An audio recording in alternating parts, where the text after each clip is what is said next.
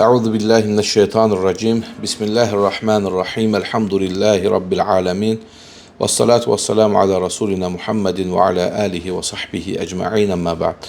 Allah azze ve celle'nin izniyle bir məsələ barədə nəsihət etmək istəyirəm. Həqiqətən çox önəmli gördüyüm bir mövzudur.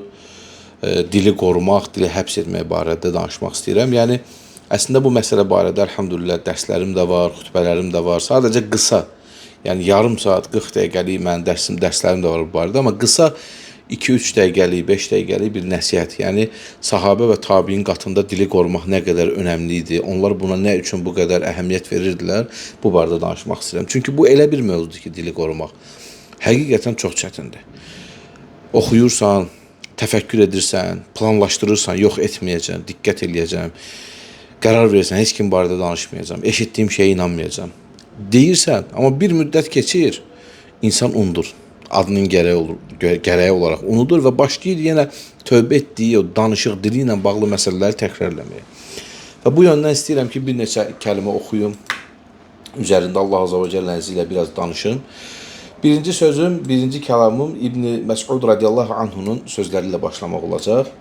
Buyurur ki, "Mə şey'un ahaqqa bituni sicnin minəl lisan." Dildən daha çox həbs edilməyə haqq edən başqa bir şey yoxdur. Baxın sözün özəyinə diqqət edin. Dildən daha çox həbs edilməyi gərəkdirən başqa bir şey yoxdur. Yəni sən dili nə qədər çox həbs eləsən, dili nə qədər çox qorusan, o qədər çox qurtulacaqsan.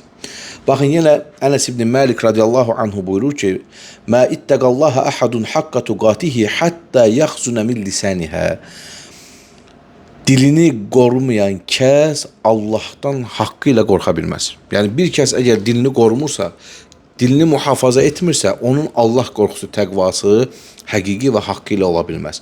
Çünki dili qorumaq bir çox işin başında gəlir. Necə Peyğəmbər sallallahu aleyhi və səlləm Muaza nə buyurur? Sənə bu saydıqlarımın miləki, özəyini bildirinmi? Muaz radiyallahu anh deyir ki, bəli Allah Resulü. Deyir, dilini çıxartıb dedi ki, bunu qorusan kifayətdir. Yəni o qədər əməllər sayır hədisdə Peyğəmbər sallallahu aleyhi ve sellem. Fərzlərdən, sünnətlərdən, nafilələrdən, cihad kimi böyük əməldən, ribat kimi böyük əməldən danışır və sonda deyir ki, bunların özəyi, miləki dili qorumaqdır. Çünki sən ola bilər ki, bu ibadətləri edirsən, amma dilin vasitəsilə bunların hamısını heyf edirsən. Həmçinin Amr ibn As radiyallahu anhu buyurur ki, "El-kelamu kəddəbə." Danışmaq dərman kimidir.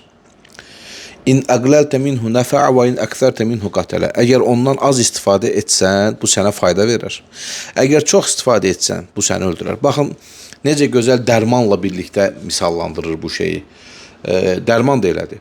Yerində, lazımı qədər, yazılan qədər istifadə etdikdə sənə fayda verir. Amma artığını etsən, zəhərlənmə verə bilər, ölüm gətirə bilər, daha pis nəticələr ola bilər. Kəlam, danışmaq da belədir. Yerində danışsan, bunda xeyir var. Ya hədisdə gəldiyi kimi fəlyəqul xayran əv liyasmut. Allaha və axirət gününə iman gətirən ya xeyir danışır, ya sussun. Yerində danışmaq budur. Ya xeyir danışırsan, ya da susursan.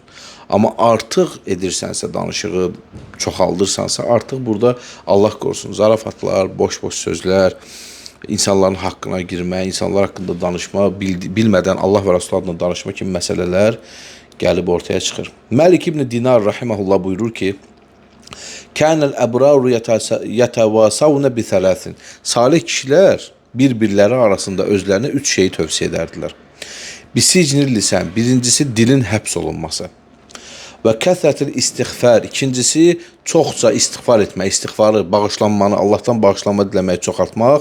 Və uzlə, üçüncüsü uzlə.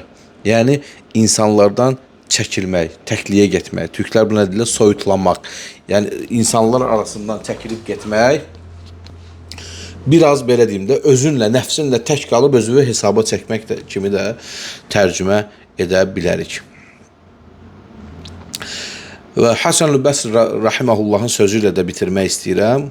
Həqiqətən çoxdur. Vaxt olduqca ara-ara 3 dəqiqə, 4 dəqiqə, belə 3-4 dənə ləfz üzərində danışa bilərik.